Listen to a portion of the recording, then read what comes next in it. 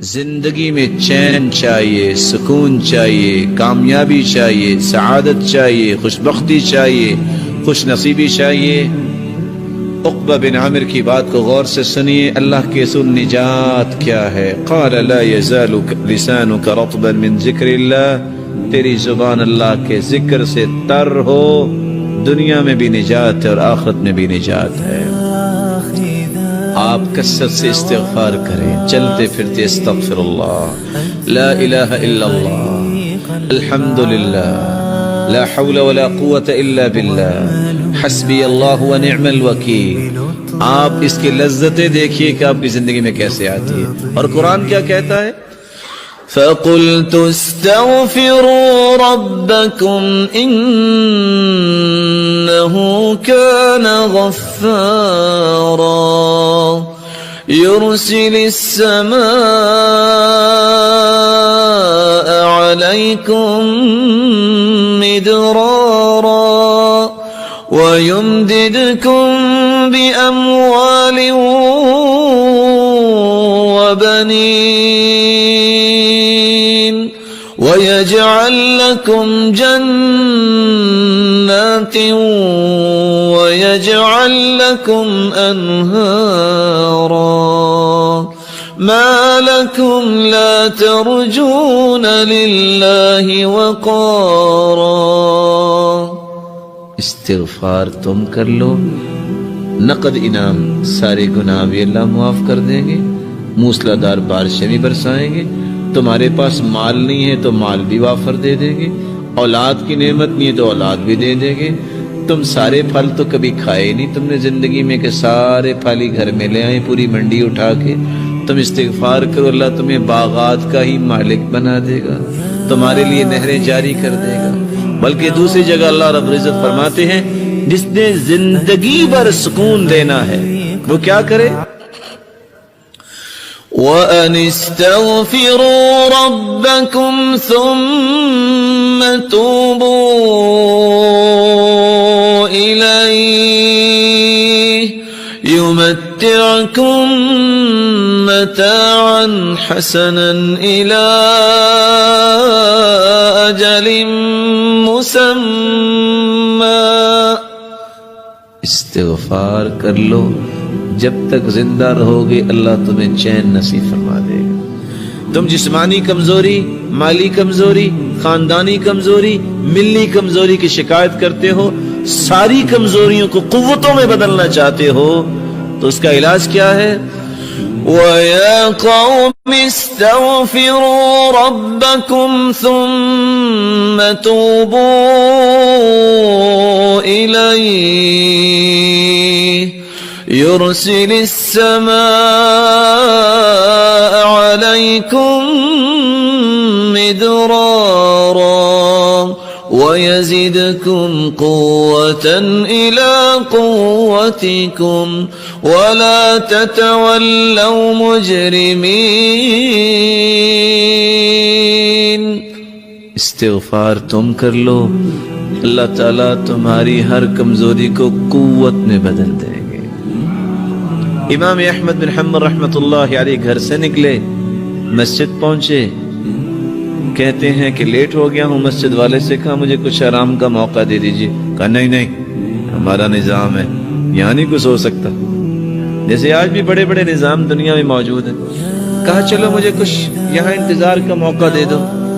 ابھی یہ بات ہو رہی تھی تو ایک نان بھائی گزرا جس کا کام تھا نان بنانا، اس نے کہا اس کو میرا مہمان بننے دو، آپ کیوں اس کو کچھ کہہ رہے ہو؟ گھر لے گئے، چارپائی پہ لٹایا اور خود آٹا لیا اور کیا کرتا ہے؟ استغفر اللہ استغفر اللہ، آٹا گوندھ رہا ہے اور ساتھ استغفر اللہ کہہ رہا ہے۔ اور امام احمد بن حنبل دیکھ رہے ہیں، پوچھتے ہیں آپ کو استغفار نے کچھ فائدہ بھی دیا؟ کہتے ہیں جناب فقیر آدمی تھا، جب سے استغفار کیا مال سنبھالا نہیں جا رہا، اور جب سے استغفار کر رہا ہوں جو خواہش کرتا ہوں اللہ پوری کر دیتے ہیں، لیکن چند دنوں سے خواہش کر رہا ہوں وہ صرف پوری نہیں ہوئی، باقی ساری پوری ہوگی۔ کہا وہ کون سی خواہش ہے جو پوری نہیں ہوئی؟ کہا میں نے اللہ سے دعا کی تھی، یا اللہ، وہ سنا ہے امام احمد بن حنبل ایک ہیں، بڑے نیک انسان ہیں، یا اللہ میری بھی ملاقات کروا دے ان سے۔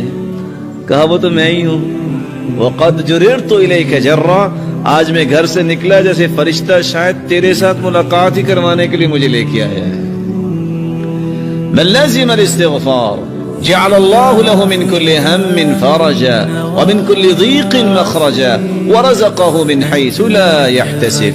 جو کثرت سے استغفار کرتا ہے اللہ تعالیٰ اس کی تنگی کو آسانی بنا دیتے ہیں، اللہ تعالیٰ اس کی مصیبت کو خوشی بنا دیتے ہیں، اور وہاں سے رزق عطا کرتے ہیں جہاں سے اس کو کبھی گمان نہیں ہوا. اللہ کا ذکر یہ 5واں اصول ہے کامیاب زندگی گزارنے کے لیے، اور کثرت سے درود پڑھنا. اللهم صل على محمد وعلى آل محمد كما صليت على إبراهيم وعلى آل إبراهيم إنك حميد مجيد. اللهم بارك على محمد وعلى آل محمد كما باركت على إبراهيم وعلى آل إبراهيم إنك حميد مجيد. من صلى من أمتك صلاة واحدة، ایک مرتبہ جو درود پڑھتا ہے، انعام کتنے ہیں؟ 5. كتب الله له 10 حسنات ومحى عنه 10 سيئات ورفع له 10 درجات وصلى الله عليه وملائكته 70 صلاة فليقل عبد من ذلك أو ليكثر. جو ایک مرتبہ درود پڑھتا ہے 10 نیکیاں لکھی جاتی ہیں، 10 گناہ معاف ہوتے ہیں، 10 درجات بلند ہوتے ہیں، اور اللہ رب العزت 70 رحمتیں نازل فرماتے ہیں، اور اللہ کے نورانی فرشتے 70 مرتبہ اس انسان کے لیے بخشش کی دعا کرتے ہیں. ومن صلى علي 10 مرات حين يصبح وحين يمسي أدركته شفاعتي يوم القيامة. جو صبح اور شام 10 مرتبہ درود پڑھ لیتا ہے قیامت کو میری شفاعت کا مستحق بن جائے گا.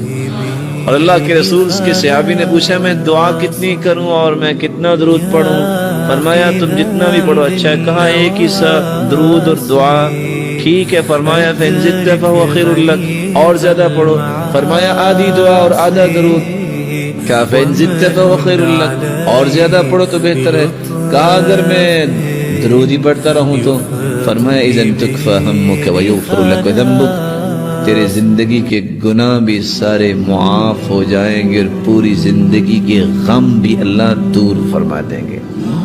میری اللہ سے دعا ہے اللہ تعالی ہم سب کو سعادت کی زندگی عطا فرمائے، ہمارے گناہوں کو معاف فرمائے، ہماری خطاؤں اور لغزشوں کو معاف فرمائے. اللہ رب العزت جو صاحب اولاد ہیں ان کی اولاد کو نیک بنا، دست و بازو بنا، آنکھوں کی ٹھنڈک بنا، صدقہ جاریہ بنا. الہ العالمین جو کسی بھی مصیبت میں ان کی مصیبت کو خوشیاں بنا دے، کسی تنگی میں ان کی تنگی کو آسانیاں بنا دے. جو روحانی یا جسمانی بیمار ہیں ان کی بیماریوں کو شفاؤں میں بدل دے. الہ العالمین بے اولاد کی جھولیوں کو بھی بارونق بنا دے. الہ العالمین صاحب مال کے مال میں برکت فرما اور تقوی نصیب فرما، اور فتنوں اور آزمائشوں سے بچا، اور بے روزگار کو تونگر بنا دے، اور مخروض کے غیبی خزانوں سے مدد فرما. الہ العالمین جس طرح تیرے گھر میں آج جمع ہے ہم سب کو جنت الفردوس میں جمع فرما، اپنے محبوب کی رفاقت نصیب فرما، اور اپنے دیدار کا مستحق بنا. وآخر دعوانا